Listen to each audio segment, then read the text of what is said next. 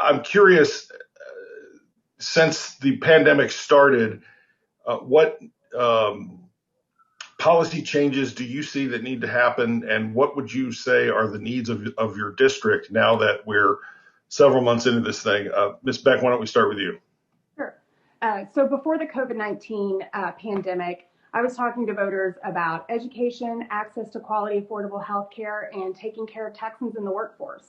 And all the pandemic has done is brought our failed leadership and failed policies to the forefront, and how they've impacted and increased the physical and the financial devastation to our state and to Texans. And so that hasn't changed. We're still talking about the importance of access to quality and affordable health care, to ensuring that our public education system is fully funded, and to make sure that our workers are taken care of. And so that has moved from OSHA or additional oversight to ensuring that our nurses, our grocery workers, our teachers have the PPE and the safety equipment they need. So that hasn't changed tremendously. It's just heightened the urgency to take care of those things. The one thing that has changed is leadership. And the districts need and desire for leadership to make sure that we have people that are taking care of Texans in the state house, the governor's office, and at the presidential level. And they feel like that is lacking. And it's why we're in the current situation that we're in, and why Texans are hurting. Is there anything specific to the district? I mean, these are all statewide issues, I know, but is there anything that you've seen in the district, particularly as a fallout of the pandemic, that you think needs to be addressed? Yeah, public education and the resources that our school districts have and what they need, and the ability that they have to make sure students have the resources that they need. My two daughters both attend Fort Worth ISD schools, and I found myself going from a lawyer and a candidate and a mother to a lawyer, a candidate, a mother, and a homeschool teacher. And I have witnessed both at the end of last year and the beginning of this year how our schools have adapted and tried to meet the needs of our students to make sure that they're still meeting those educational goals so that they can go forth and prosper in the Texas economy. And we haven't seen that. And we haven't seen our schools able to open safely. That's why we're teaching at home, is because there has been that failed leadership. The COVID rates in Tarrant County continue to rise. We know that the county health official has said that according to all of the metrics that we would use to keep our schools open and in person, we're in the red zone.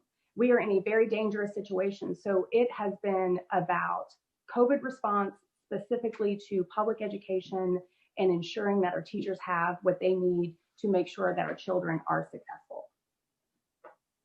Gotcha, thanks. Mr. Goldman, over to you. How do you see the pandemic changing public policy priorities and specific needs in the district, if you've identified any?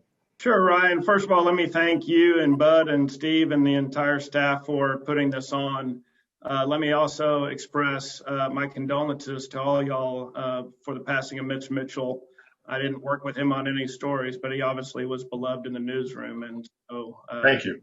I know that was a big effect to y'all. As far as COVID response, since truly March, my office, it's been the #1 phone call we received in our office was people needing help, mainly with the Texas Workforce Commission. We helped hundreds of people make a connection with the Texas Workforce Commission and get the funds that they needed in order to really pay their bills. They deserved that money, and we helped find it for them. As you all know, overnight, Texas Workforce Commission was inundated with millions of calls from all over Texas, and they were overwhelmed and they were poorly staffed. Staffers from the Capitol actually filled in receiving some of those calls. So I'm very proud of the work that I and my staff did in helping to help those families in need get the paychecks they deserved. And going forward, do you identify any particular and maybe it's at the Workforce Commission, any particular need that you would want to advocate for in terms of stemming from the pandemic in the next session? Well, I'll respond to what Ms. Beck just said about schools reopening. I mean, schools are reopening, not only in our district, but across the state. There's over 1.5 million school kids who have already returned to schools. There are schools in our district that are back in person. Of course, if families choose to have their kids continue to learn virtually, they can. If teachers don't feel the need for their own safety to teach virtually, they can. But the Texas Education Agency supplied plenty of PPE to the Fort Worth ISD. And we're told if you need more, we can supply more. So anything the state can do to provide health and safety and wellness to any family or any teacher going back to school, the state has supplied and is willing to supply more if needed. Ryan, can we just? Go ahead. I want to stay on this because I think it's important. Will both of you clarify? Do you believe or do you not that there should be in-person schooling right now in the Fort Worth ISD? Both of you have spoken out publicly and clearly about this, but I want you to tell us whether you believe schools should be open or virtual and why. Ms. Beck? So I think that it is imperative that we listen to the experts when it comes to the reopening of our schools. And so I will defer to the medical experts on when they believe it is safe. Fort Worth ISD, which is the largest school district in House District 97, has over 80,000 students. And so through many conversations with school board members on how they would implement 80,000 kids coming back to school, it was beyond difficult. And so I think that we need to reopen schools, but we cannot do so unless we do it safely. And that does not happen until we have leadership that gets a hold of this virus and make sure that our children have the ability to go back. You know, in Commissioner's Court, I heard them talk about how we are not meeting our metrics and our children are being put at risk. And Lord knows I want my children back in school just as much as anyone else does. I'm very fortunate that I have a job that allows me to work at home so I can, guide my children through that process. And I understand that many people in our district don't have that luxury. And for them, it poses a very real problem. And it puts their children's learning and education at risk. But we don't get back there unless we do it safely. And so I think that we need to have options for essential workers and families that cannot learn from home to make sure that our students don't fall through the cracks. That's a really, really difficult choice, but we have to make sure that our leaders are making those choices informed by science. And so I would love to see our schools open up. I would love to see my daughters walk out the door with their backpacks instead of into the living room or into the kitchen to learn. But I don't think that we can do that for our community, for our teachers, for our children, unless it's safe. Thank you, Representative Golden. Sure, but I have over 15 schools in the district that have been back to in-person schooling since mid-August. And we haven't heard of any problems coming from those schools. So in-person learning is happening in our schools across the district. Now that the public schools have gone back or had the option to go back in the last 2 weeks, same thing. They've been doing so safely. The kids have been wearing masks. And again, there weren't mass problems that we are hearing from. So I am certainly in favor if parents feel secure and send their kids back to in-person learning. If teachers feel secure to be back in the classrooms for in-person learning, we absolutely should be encouraged that to happen, because we have major problems with kids who aren't going back to school, who are malnourished. They don't get their meal for the day. And certainly some have situations in home where they need to be learning because the parents aren't doing their job because the parents aren't teachers. So there are certainly kids that aren't as fortunate as others. And so the more we can send kids back safely to in-person learning, the better I believe our city will be. And how do you feel about the safety of teachers? You mentioned we don't have problems at the schools in the district, but we do have a lot of retirements at schools in the district and across Fort Worth. That's the teacher's choice, bud. I mean, the teachers want to retire, they can retire. If they want to return to in-person learning, the measures are there to do so safely. They don't feel safe doing so, then they can return virtually. Those are the options been described by Fort Worth ISD. So that's their option. Thank you. Yeah. Ms. Beck, you have a comment about teachers? Yeah, I do. You know, 2 high schools in the district, Southwest High School, my alma mater, and Pascal High School have had COVID positive staff members. And I think that our teachers, particularly those that are eligible for retirement, should not have to choose between going to work and educating our students and retirement simply because it's not safe. We should keep our longstanding educators, the ones with the most experience in the schools, because that's who we need. And so I think it's a sad situation that teachers are having to make that decision. And it didn't have to be this way. And we have to make sure that we give our most experienced teachers the ability to work safely. And if that means teaching remotely, then they should be able to do that instead of forced retirement. And there are some parents in the district who are dissatisfied and asking the legislature plan to ask for some relief or some action to change the Fort Worth ISD or to offer them more options. Do either of you have suggestions for the parents who are dissatisfied with what they're finding Fort Worth ISD? But I think the parents were satisfied and what I got more calls about, the second most calls about, second of the Texas Workforce Commission calls I received, were dissatisfied parents from a health authority making a decision on whether to reopen schools or not instead of the ISD board. The health authority is a non-elected official, it's an appointed official. And so the decision should have been made by the ISD board, which it eventually was, because there was no standing for the health authority to make such a ruling and proactively. I think that parents want safe schools. And I think that our school board was correct in trusting our healthcare professionals when they made the decision to delay in-person schooling and delay the start of school. I don't think that that was an easy decision.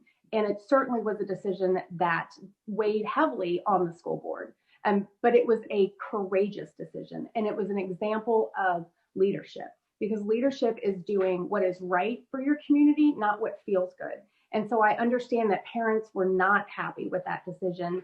But I think that we are in a situation where we can't make everyone happy, unfortunately, because of the extreme circumstances. And so our school district did what they thought was best for the community. And unfortunately, they weren't able to satisfy the desires of the needs of every parent of 83,000 students. I have one other education question.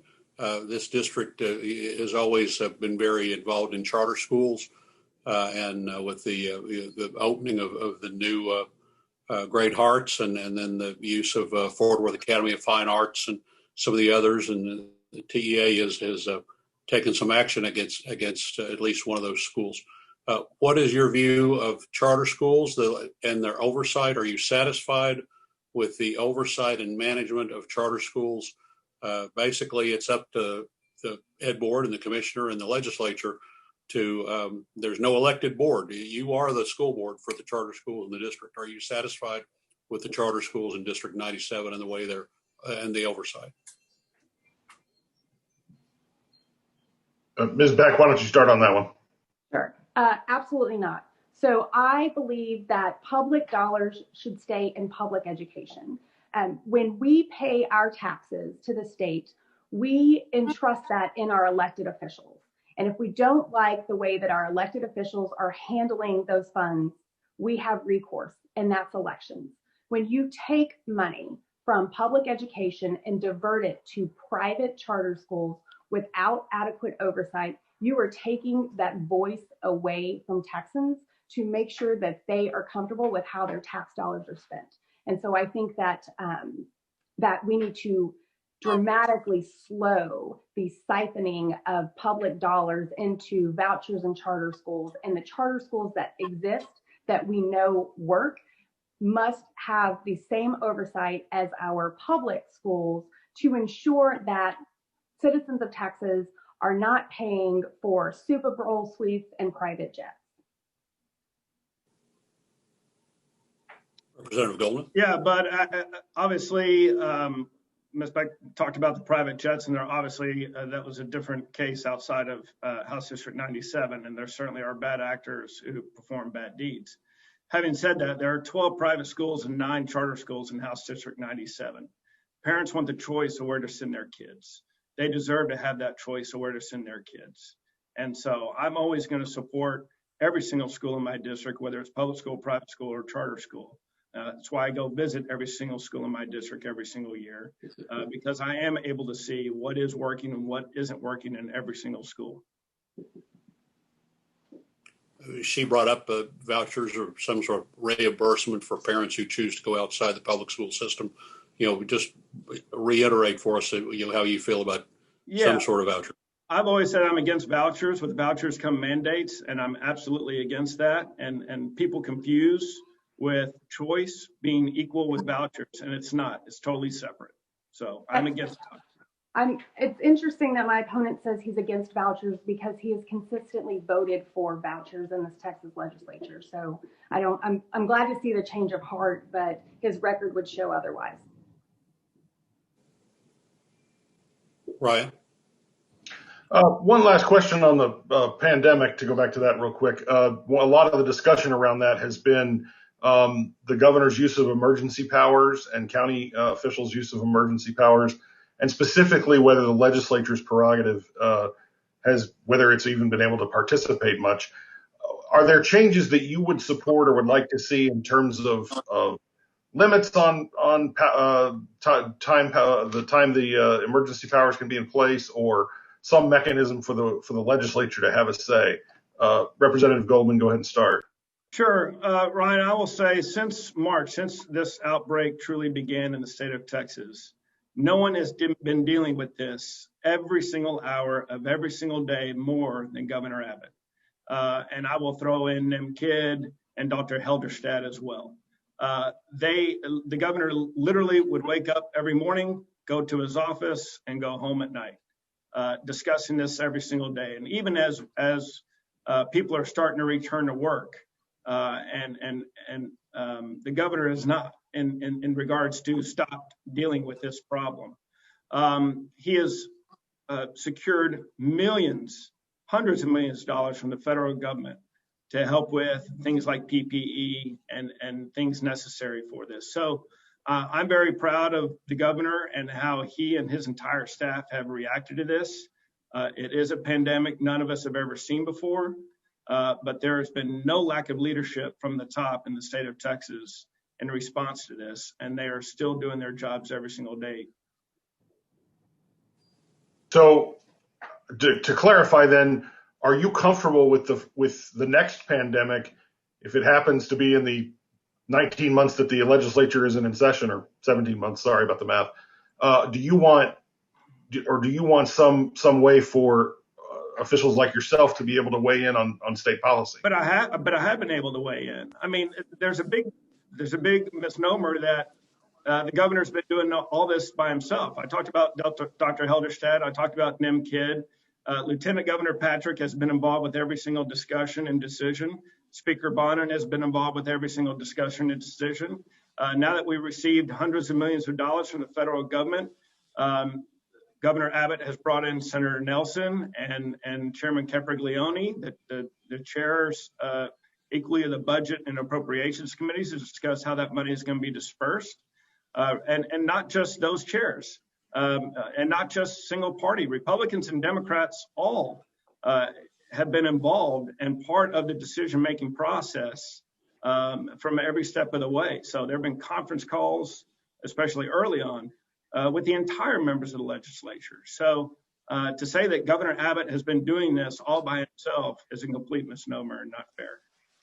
No, I don't mean to suggest that. I just mean whether the legislature needs to be able to have a way to formally make policy and debate policy and vote on it. And I would say in a public way, when these meetings, understandably that he has with lawmakers are not public. Well, I mean, as far as I don't understand. As far as public input to the governor's decisions, as far as I'll ask if you were in session now, what would you like to see handled differently? What bills would you be supporting? If you were in session, what bills would you be supporting to change the way this is handled? I don't think I would be changing the way it was handled. If we were in session right now, we obviously would be talking about the budget and how to disperse the hundreds of millions of dollars that we've received from the federal government, and what agencies need further monies to help during this pandemic. Ryan, were you asking about openings and closings, about whether the legislature should have a role in making decisions about what's open and closed? It's open-ended to me. Ms. Beck, why don't you go ahead and on the same issue of whether the legislature should try to alter the operations and emergency powers at all? Sure. So I think that this pandemic has exposed cracks in the system, and it has shown what happens when you vest leadership solely on a partisan basis. And dealing with a pandemic should not be a partisan effort, right? It should be a bipartisan, multi-level, multi-branch of government response. And the way that the current system is set up, we have seen our governor, play partisanship and go to war with our county judges and our local elected leaders to determine how they think their communities best need to address the pandemic crisis in their community. One of the constitutional requirements of the legislature, the most important, is to set the budget. What we know is that in the current biennium, we are short about a little over $4 billion to fund the budget as they set in the last legislature. We have these funds coming in from the federal government, and as the federal government expands what we are able to use that funding for, they are able to plug in those holes in the budget. But I think that it shows that the legislature needs to have a say in how we address crises like this, because we should be in Austin, or at least virtually via Zoom, as a legislature addressing how this impacts our budget. When the budget was voted on last session, we certainly did not see a global pandemic coming and the economic outfall of that. And so we need to be able to react to the needs of Texans. And I think that in extreme cases, like we are in now, requires that the legislator come back to session and determine how best to use those funds, to determine if we have to adjust our budget in any way and move forward. Thank you. Let's move to healthcare. And I want to talk about the biggest issue that I think is likely to come up, which is Medicaid expansion. I know that Democrats are increasingly confident that they can win the House and would push hard for Medicaid expansion. But there is a reality of the state Senate and the governor. And so what I'd like to hear from both of you is whether there are compromises if expansion just isn't going to happen. Are there other policies, other ways to improve both the cost and accessibility of health insurance that you think you could get bipartisan support for? And Ms. Beck, we'll start with you. Sure. So I am for a pragmatic approach to leadership, which means that you have to be willing to compromise and reach across the aisle. And we know that when Democrats take the Texas House, Medicaid expansion and access to health care is top on our list. We also know that historically the Republicans in this state have voted against it, including my opponent. But it is more than a moral imperative to ensure that 1.6 million of our neediest children and pregnant women have access to health care. It is a fiscal imperative. We know that if we accept federal Medicaid dollars, not only do Texans see their $34 billion in federal taxes returned to the state of Texas instead of shifted off to the 37 other states that have accepted Medicaid expansion, but we know that it takes an estimated $8 to $10 billion off the top of our budget. And so I would say that we cannot compromise on the expansion of Medicaid in Texas because we don't have another option to make sure that our residents have access to the health care they need. And what we know is that Medicaid is effective. And when the state attempts to implement programs such as the Healthy Women's Program, we see it fail. We see access rates decrease. We see patient visits decrease. We see incidences of fraud and misuse of funds. And so I would say that while I would love to determine or find a compromise that isn't Medicaid expansion, it's either we take the money or we don't. And if we don't, then we're going to have to dig into the coffers of the state to find that money to make sure that our children and our pregnant mothers have access to the health care that they need. Representative Goldman, same question. Sure. Since I was first elected in 2012, the very first budget I voted for in 2013 to the one I voted for last session, Health and Human Services, that line item has gone up $10 billion. In this last budget, we funded Medicaid $66 billion.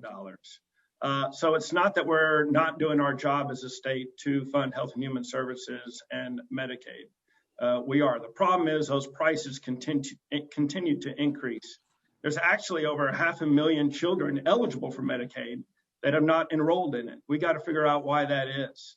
But the bottom line is that if we take federal funds, we're on the hook for that money if they pull the rug from under us and decide to stop sending us those funds. I read an article recently where Governor Cuomo in New York said that they have a $6 billion shortfall in Medicaid because of the rising costs with it. So, and they take federal funds. So it's not a simple solution to say, let's take the federal funds and we won't see any cost associated with it. We obviously will because it's happening in all the other states. We do need a Texas solution. Since I first came to the legislature, we've passed legislation to, for lack of a better word, solve our water problem in the state of Texas. We took $2 billion out of the rainy day fund to fund a water program so that cities and counties can build new lakes and reservoirs or come up with a better plan for water conservation. We passed legislation for transportation funding so that TxDOT can, instead of borrowing money, can pay as they go by transferring more money from the rainy day fund to Texas transportation projects instead of it going to the rainy day fund. This past session, we had historic education funding, putting $6.5 billion more into public education. We also had a historic property tax reform bill this past session. This coming session, I think we are at the tipping point with Health and Human Services, knowing that the costs are going to continue to increase and it's time we do something about it. The question is, what is that we're going to do? Obviously, the governor, lieutenant governor, whoever the speaker will be, will have to come in an agreement like they did last session that this is something that we all must focus on. I believe they will. And we have to determine, one, what is affordable, what is accessible. We have to give people the ability to find a doctor, especially those on Medicaid. We're losing more doctors to Medicaid because they don't want to deal with patients with Medicaid anymore because it's not worth it. There's too much paperwork and they don't get reimbursed enough money. So we have to totally change the way we're providing Medicaid in the state of Texas, the way we're providing healthcare, to make it more affordable, more accessible, and give families more control. It is absolutely ridiculous that for any family to make a decision of whether or not they get the health care is that they have to go call an 800 number and talk to somebody who works for an insurance company instead of them having the conversation with their doctor and it being that service being provided. I truly believe we're at the point to where we have to address it next session, and we have to come up with creative ways to solve it next session. So what are a couple specific things that you would propose and or support to that end? Well, I think one of the most interesting ideas I've heard is back in the 90s, we created the Texas Mutual Insurance Company. There were too many people going on workers' comp insurance, and there were way too many lawsuits in regards to workers' comp insurance that it was becoming unaffordable. So the state made a wise decision to basically set up the Texas Mutual Insurance Company, paying for it by paying with bonds. I think that is a very interesting and something we need to look at next session, basically starting a Texas health insurance company. Interest rates are low. We can issue bonds and pay for that so that every single Texan has access to affordable, safe health care in the state of Texas. So that's one thing I know, Steve, that they're talking about in Austin, and certainly something I'd be looking at doing.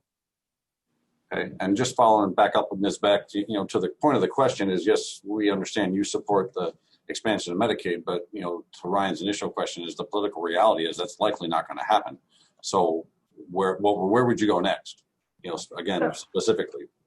So I would reiterate that I think the political reality is that it will happen, not just because Democrats are going to take the seat or take the House, but because our business community is pushing for Medicaid expansion. The Texas Medical Association, our doctors are pushing for Medicaid expansion.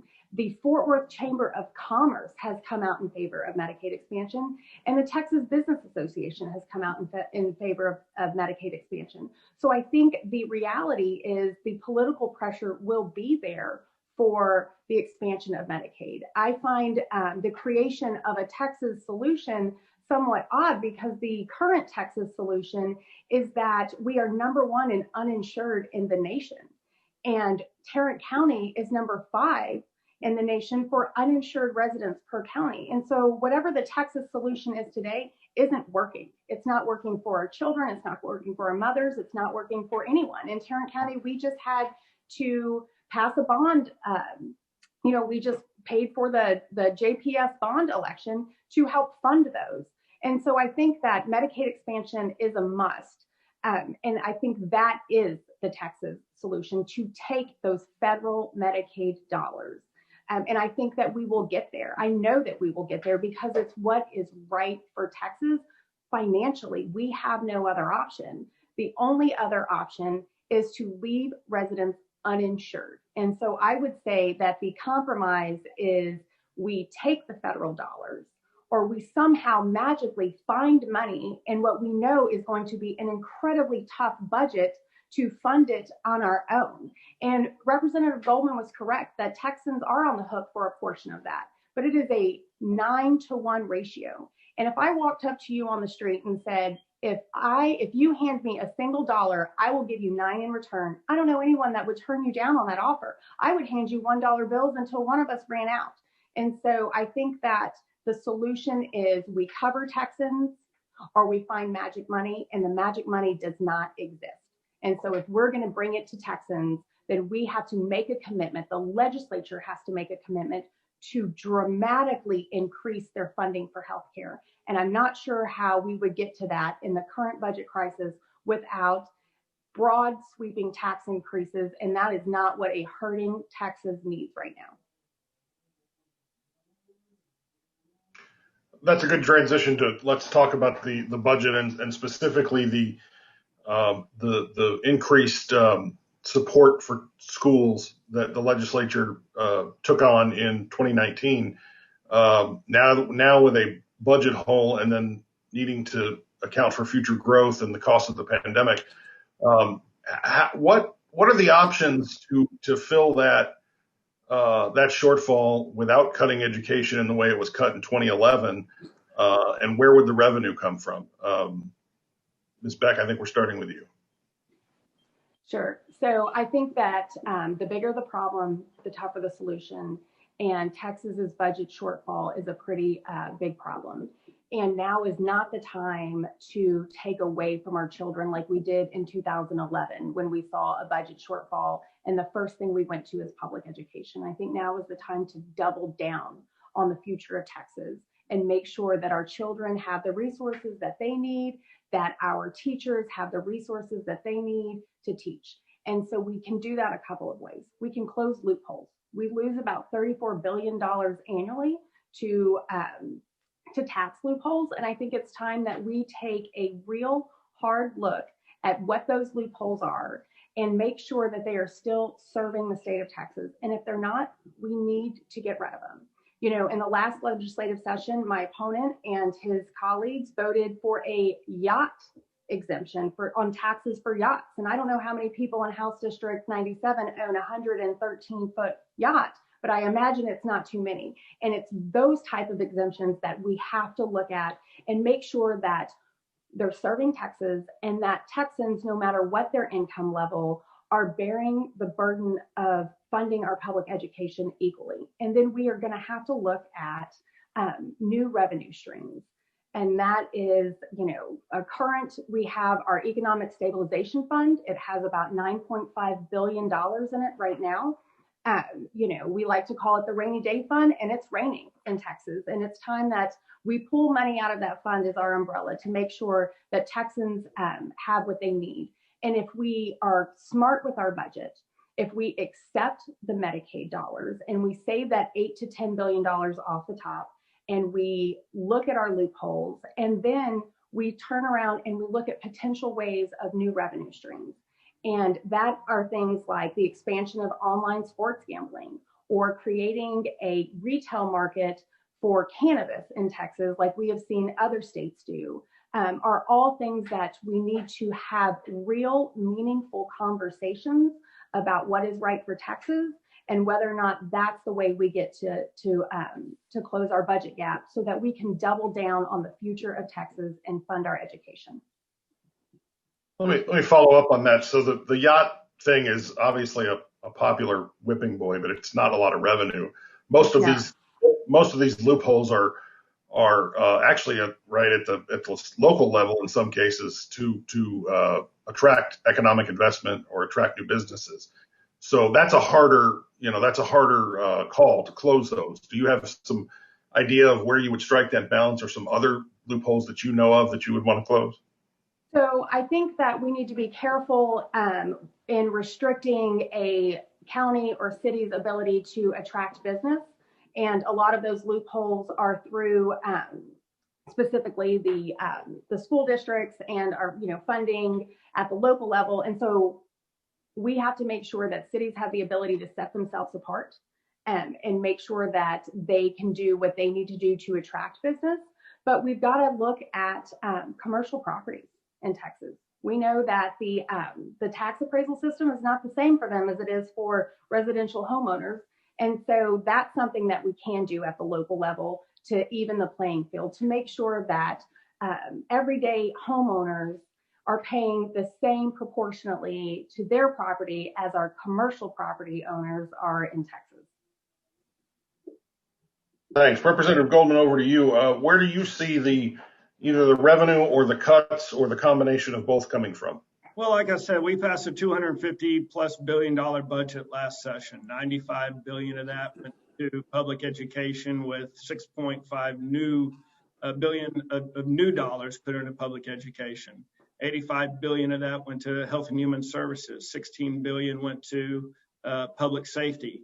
I don't think there's appetite from anybody returning to the legislature this next session to touch any of those three entities. In fact, we have to assume, as has happened in years past, our numbers for Health and Human Services are actually going to go up and not down. The governor asked every single agency a few months ago to make a 5% cut across the board. They have started to do that. I talked to Commissioner George P. Bush the other day. He said his agency is actually going to cut more than that. So we have to start with the agencies and see where they can make necessary cuts. But again, anytime anyone says new revenue streams, you're talking about raising taxes. And there's no time, or closing loopholes means raising taxes. And there is no time during a pandemic. This is not the time to raise taxes. We can make the cuts necessary in the budget without touching education, health and human services, and public safety, because we've done it before. And I will say this, I talked to Comptroller Hager just last week. Would you believe that May and June, the numbers for sales tax receipts in 2020 were higher than they were in 2019? So as we come out of this pandemic, people are going to be spending money, and our sales tax revenue is going to go up. So we talked about the rainy day fund as well. Absolutely. We spent, I believe, over $4 billion out of the rainy day fund last session to help fill in the gaps from the money spent on Hurricane Harvey relief. That's absolutely an option, with over $10 billion that will likely be in the rainy day fund at the beginning of session. But with the key provision in mind that the rainy day fund is there for one-time expenses, not for ongoing expenses, because obviously you don't want to have to keep going back to the rainy day fund every single year for the same expenses. So I believe the numbers will be there in November and December for the appropriators to begin in January to have a balanced budget next session. That is exactly opposite of what the appropriators in the Texas legislature are briefing folks on these days. I don't know what appropriators you're talking to, because Giovanni Capriglione I talk to almost every single day, and he's the chief one in the House. Representative, let me ask you about the two possible streams that Ms. Beck mentioned, which was sports gambling, and we could really define that as any expansion of gambling or any kind of marijuana. To be really effective, you'd have to have probably for recreational use to gather any significant money. Where are you on those two potential changes? Yeah, there were a couple of sports betting bills that actually came through the licensing committee last session. I was for those. As far as marijuana, there's no appetite for the entire legislature to pass marijuana bills. Now, having said that, I believe if we took a vote today with the current House on medical marijuana, I believe that would pass. I just think it'd be very difficult to get past the current Senate.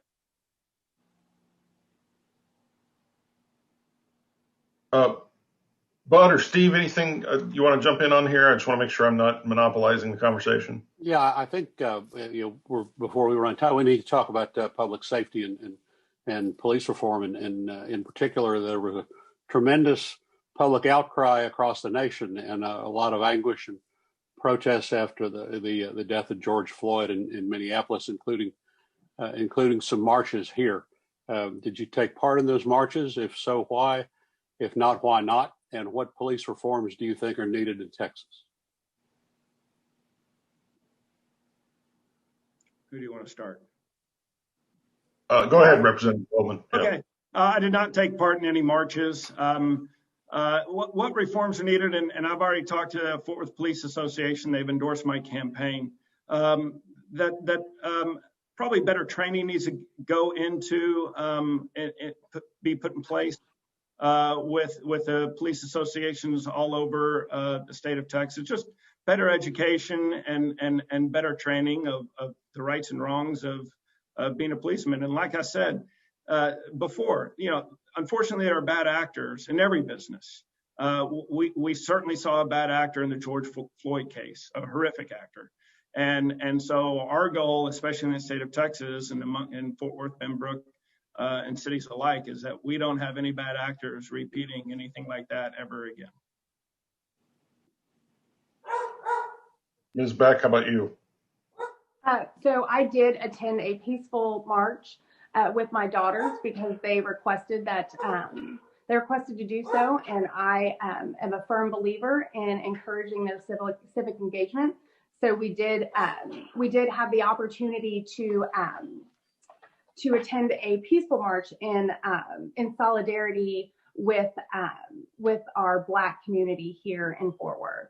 I do think that it is time that we talk about policing reform in Texas, not police reform, but a reform on the way we approach policing.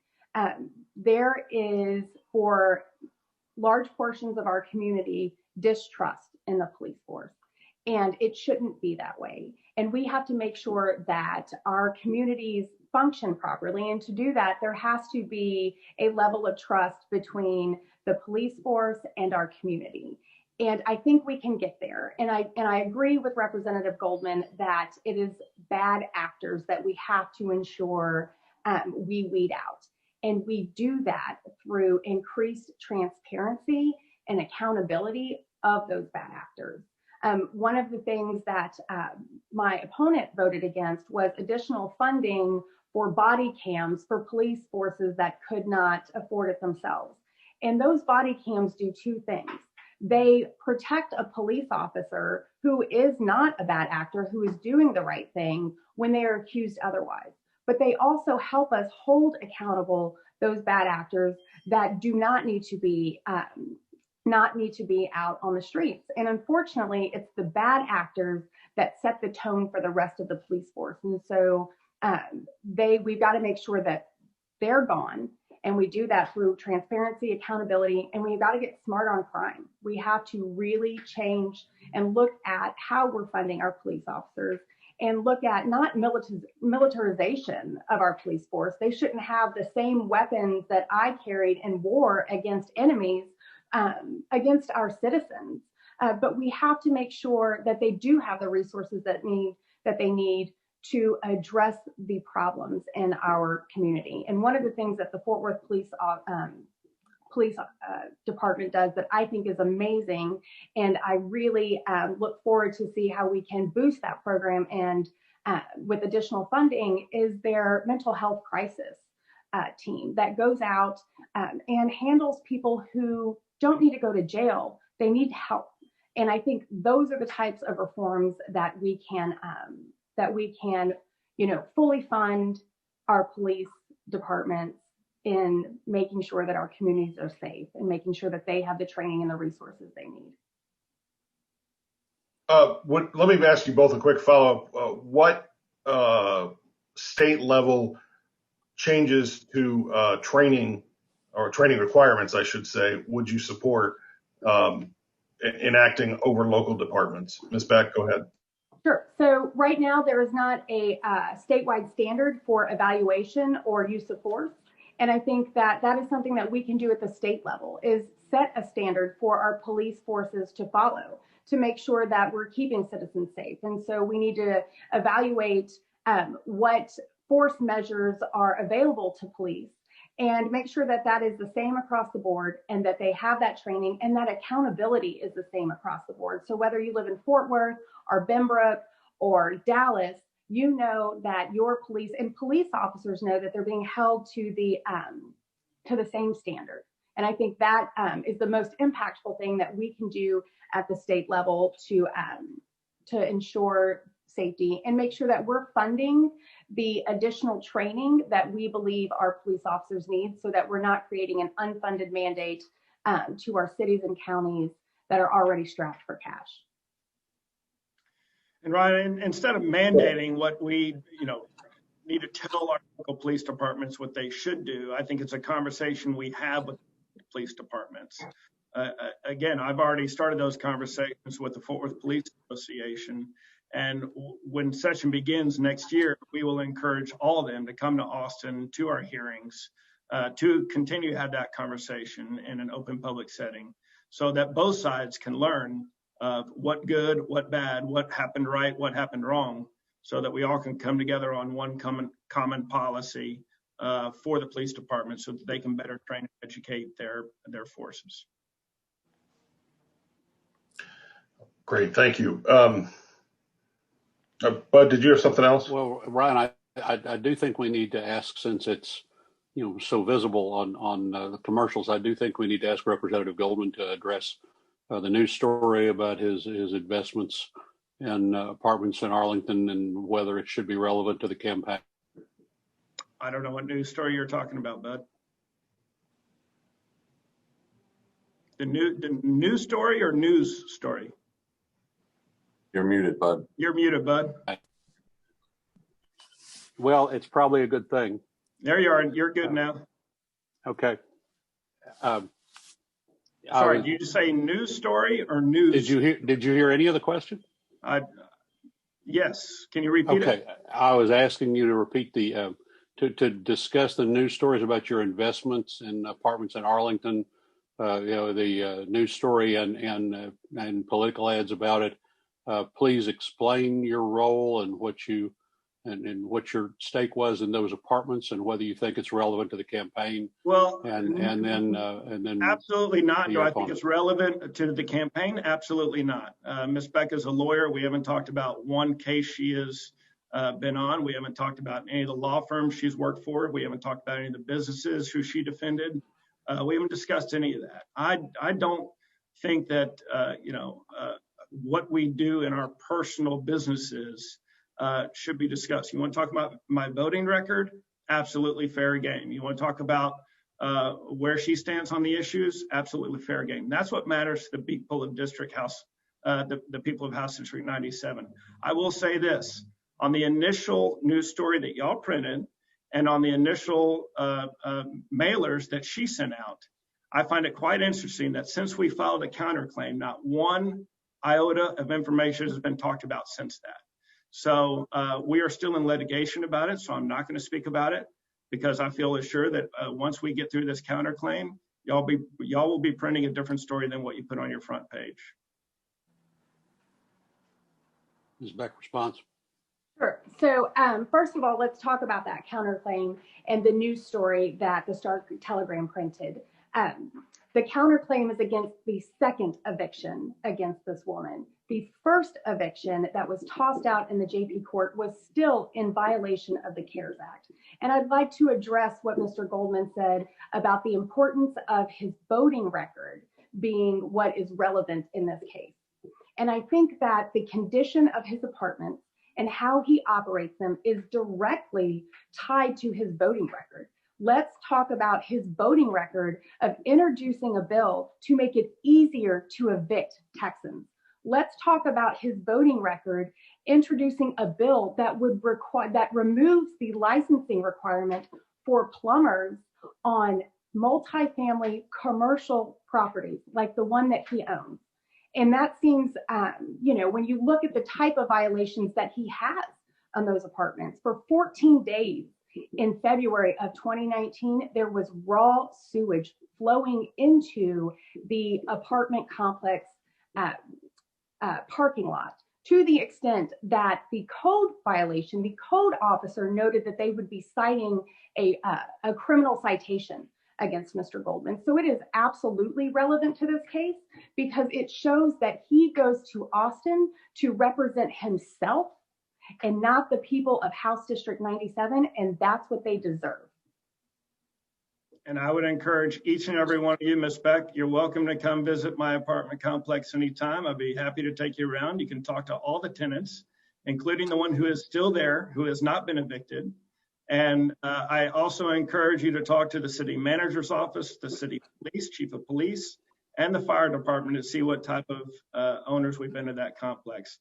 That complex was owned by a California investor that never stepped foot on that property. It was dilapidated. The crime was through the roof. And we've done nothing but turn that property around, spending hundreds of thousands of dollars of our own money to turn the property around, and been a tremendous addition to that community. Our tenants thank us every single day. And the city manager, the police chief, and fire chief will tell you the exact same thing. I think the residents that filed the 305 code violations would say otherwise. I think that you purchased that property in 2014, and in 2019 is when we saw the 14-day sewage leak. So I think that you would be hard pressed to make the argument that you improved the property because after 5 years of ownership, we still saw code violations for very egregious living conditions. Well, the lawyer and I will take you up on that offer to tour those apartment complexes. I'll have my campaign manager reach out. That'd be great. Or the lawyer who is a donor of yours who represented the tenant. We'll send along a videographer, but let's go ahead and move on. Please. Final question for both of you. Elections tend to be a binary choice, and what would you say to a voter who asks why they should vote for you and not your opponent? And Ms. Beck, I'll ask you specifically what you would say, not just about yourself, but why voters should fire Representative Goldman. So, I think it's time that Representative Goldman get his eviction notice. And what I would say to the residents of House District 97 is, who do you want making those incredibly tough decisions that we have addressed today on this interview? Do you want someone who is a former lobbyist, beholden to the Austin lobby, that goes to Austin to benefit himself and his donors, and has been part of the failed leadership in Texas that has led us to the crisis that we are in right now? Do you want someone that has to tell his supporters and donors in their communications that this time they're going to work hard? Or do you want someone who knows what it's like to have to balance a budget and worry about healthcare and deal with our public education system? Someone who has a lifelong commitment to service to my community and to my country. Do you want a partisan politician, or do you want a pragmatic leader that is willing to go to Austin and make those courageous decisions that is best for Texas, not best for themselves? And I am that person that they need in Austin to represent them. And Thank you. I've got to respond real quick, because desperate candidates do desperate things, and when you lie, you lie. Ms. Beck, you said been a lobbyist. I've never been a lobbyist in my life, and that's a complete lie. So, and you can go, it's all public record. So there's no public record of me being a lobbyist. That's a 1,000. Well, I would invite the editorial board and the people listening to this to Google the Trailblazer Group, which you co-founded with Christian Burke. We did not lobby. We did not lobby, because you have to file. You have to file with the Senate and the House in DC. So I would expect, if you were a lawyer, you would know the laws. So then you're saying that are you saying that you illegally represented casinos? Okay, but can't both talk at the same time. Okay. Go ahead. Why people need to return me, Brian? I since day one, I have worked bipartisan with both sides. Austin is set up that way. Thankfully, we're not like DC, and we do work amongst each other. We sit amongst each other. Republicans and Democrats are desk mates, are friends, are cordial to one another. I will go out on a limb and say I'm 99.9% sure every single one of the bills I've ever passed has had bipartisan support. Chris Turner is the head of the Democrat caucus. He and I have a wonderful working relationship with him. You talk about being a leader in the Texas State House. They just don't hand the gavel to be the presiding officer over what happens every single day to just anybody. You have to have the leadership and the respect of the other members in order to hold that position. And I was proud of, more than probably second to Speaker Bond, and I held that gavel more than anybody in that chamber this last session, and actually was handled the gavel under Speaker Strauss as well. I'm very proud of my record. Like I said, I was there when we passed the long-term water program. I was there when we fixed transportation funding, and that we didn't have to borrow any money, that was more pay to go. I'm very proud to have been there last session and be on the forefront to help get through the historic education bill that we passed, putting $6.5 billion new dollars into education and giving our teachers a well-deserved pay raise. And obviously, I was proud to back and be one of the co-authors of the property tax reform bill. These are the big picture items that people of House District 97 care about. And this is why I'm looking forward to returning next session, continue to be a leader of that House and thinking big. And like I said, I believe Health and Human Services is the #1 priority outside the overall budget next session that we have to tackle and come up with a Texas solution on for the betterment, not only of people of House District 97, but all of Texas.